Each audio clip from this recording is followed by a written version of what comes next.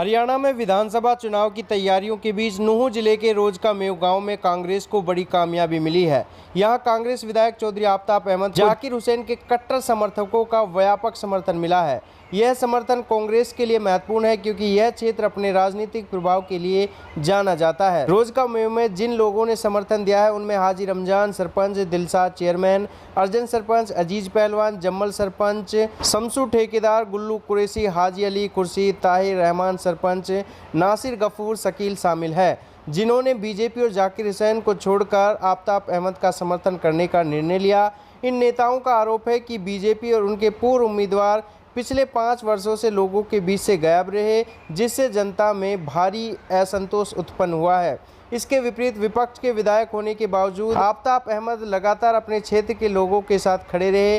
Corona महामारी से लेकर नूंह की 31 जुलाई की घटना तक आफताब ने क्षेत्र में शांति बनाए रखने और स्थानीय मुद्दों को विधानसभा में पुरजोर तरीके से उठाने का काम किया। उनके इस समर्पण और संघर्ष को देखते हुए रोजका मेव के लोगों ने अब कांग्रेस को समर्थन दिया है। चलिए आपको सुनाते हैं कि आफताब अहमद ने क्या कहा। मैं शुक्रिया अदा करूंगा उस सोच के लिए, उस विचार के लिए जो आज रोजका मेव के सिरदारों ने, सरपंचों ने और तमाम जिम्मेदारों ने आज एक समाज में जो एक संदेश दिया है कि हमने बीजेपी के 10 साल का जो कुशासन है और जो बीजेपी में ठेकेदार बने हुए हैं उनके विरुद्ध एकजुट होकर इस प्रदेश को और इस मेवात को बीजेपी से मुक्ति करानी है। उस बात के लिए मैं शुक्रिया अदा देता हूं। हाजी रमजान, उनके जो बेटे हैं दिलशाद चेयरमैन, जो ब्लॉक समिति इंड्री के चेयरमैन हैं, हमारे साथी भाई रहमान खान बसी से, हाजी जुम्मल खेड़ी से और तमाम साथी जो इनके साथ आज यहाँ हैं, हाजी अर्जन, हाजी अली जान, ये तो हमारे साथ पहले से ही हैं। हमारे महरौला गांव के पूर्व सरपंच जम्मल भी हमारे आज इसमें शामिल हुए हैं। मैं उनका भी आज तहे दिल से शुक्रिया अदा करता हूं। और साथियों, ये मेवात में एक नई पहल शुरू हुई है कि किस तरीके से हमने अपने मुस्तकबिल को चुनने के लिए, किस तरीके से हमने अपने बच्चों के भविष्य को संवारने के लिए और किस तरीके से अगर कोई शासन हमारे खिलाफ, हमारे साथ अन्याय करेगा, जोरकशी करेगा, तो ये समाज एकजुट होकर उसका मुकाबला करेगा। इसने हमेशा, चाहे अंग्रेज हो चाहे मुगल हो, हमेशा अपनी खुददारी के लिए और अपनी वफादारी के लिए और अपनी हक के लिए लड़ाई लड़ी है। आज उन्हीं बुजुर्गों का खून हम में दौड़ता है और आज सूचक है इस बात का, जिन्होंने 40-40 साल की वफादारी के बाद भी अगर सत्ता में रहते हुए अपने साथी का साथ नहीं दिया, मैं समझता हूं धिक्कार है ऐसे नेता को कि वो नेता कहलाए जैसे कि उसके अपने साथी, अपने जिसमें विपदा पड़े उसका साथ ना दे। आज जरूरत है साथियों, ये तो हमारे हाजी जी की बात है। इन्होंने चाहे कोई समय आया हो, आप देख सकते हो, हमेशा पीठ मोड़ के इस कौम का साथ ना देने का काम किया है, लेकिन अपनी जो नौकरी है, अपनी जो चमचागिरी है, अपनी जो पद है, उनके लालच के लिए सरकार के पिट्ठू बने बैठे हैं। इन्हें कोई शर्म ना आई है, ना इन्हें आने वाली है। मैं तो यही कहूँगा साथियों, आप बहुत देर से यहाँ बैठे हो और मेरे पास तो अल्फाज नहीं है। मैं कई बार सोचता हूँ कि जो विश्वास, जो उम्मीद हमारे नौजवान कांग्रेस में, हमारे नेता चौधरी भूपेंद्र सिंह हुड्डा में और हम में और हमारे साथियों में देखते हैं, ये एक बहुत बड़ी चुनौती है हमारे लिए। और हम भी इस बात को कहते हैं कि अल्लाह ताला हमें कुव्वत दे, हमें सलाहियत दे, हमें भाई काई कोई वो हो रही है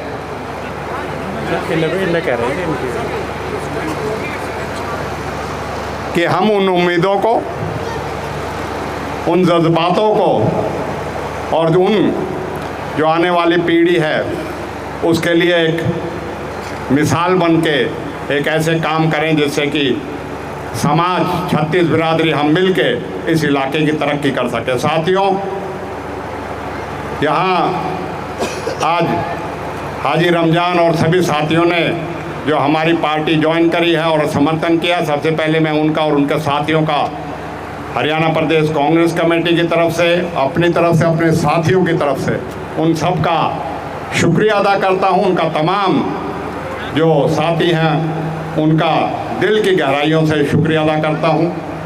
बहुत देर से आप बैठे हो, 2-3 बातें मैं कह के अपनी बात ख़त्म करूँगा।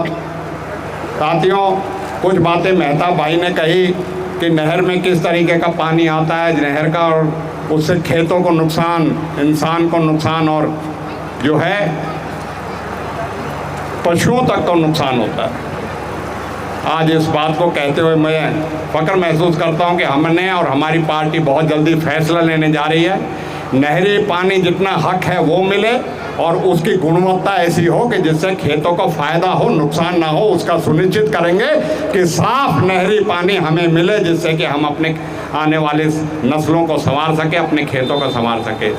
साथियों, इसके साथ साथ 2 बातें और हमारे साथियों ने यहाँ रखी हैं। सबसे पहले तो मैं कहूँगा, इसमें कोई दो राय नहीं, 2014 के बाद चाहे वो आपके डंफरों की बात थी, चाहे क्रैशर जोन की बात थी, चाहे हमारा रोजगार पहाड़ों की बात था, मैं समझता हूं कि ऐसी दुश्मनी साधी है बीजेपी की सरकार ने कि उसने इस पे बिल्कुल तमाम रोक लगा दी है। जैसे ये कह रहे थे ना, अंजुम ने कहा, जैसे साजिद ने कहा, हमारा एक व्यापार था, उस पे व्यापार पे रोक लगाने की काम करिए। मैं आपको एक यकीन दिलाता हूँ कि आपको रोज़गार, चाहे पहाड़ का रोज़गार की बात हो, चाहे हमारे क्रैशर की बात हो, चाहे डंपरों की बात हो, हम सुनिश्चित करेंगे कि हमारे लोगों का व्यापार कानूनी तरीके से उसमें किसी चीज़ का खलल ना पड़े और इनको खाने कमाने का मौका दिया जाए, जिससे अपनी जीविका को ये आगे बढ़ा सके। और हम उन टुटलन ने तो मारे ना कि भाई पहाड़ के पहिया लगा देंगे, हमने तो करके दिखाया और करके दिखाएंगे आगे से किसी चीज़ के लिए। मैं आपके बीच में इसको बड़े जिम्मेदारी से कह रहा हूँ। और साथियों, हम कल महरौला गांव गए थे, हाजी रमज़ान भी थे, हमारे धौणा सरपंच भी थे, अर्जन भी थे, हम सभी साथी थे। तो वहाँ एक मुतालबा उठा था कि भाई रोज का मेव में जो ज़मीन अधिग्रहण की गई है उसके लिए धरने पे बैठे हैं। साथियों, अगर आपको याद होगा, जब हमारी सरकार थी, और हमारी सरकार नहीं थी, वो आपकी सरकार की, आपके हकूक़ की सरकार थी और आपके सुनने वाली सरकार थी, जिन्होंने आप धरने पे बैठे थे। कभी धरने पे से आपको डराने धमकाने का काम नहीं किया। और आपकी उस वक्त की जो ज़रूरत थी, हमने जो भी आप सब साथी हो यहाँ, उसमें हाजी जी हमने उसका फैसला जो है आपका मुआवजे का कराया था।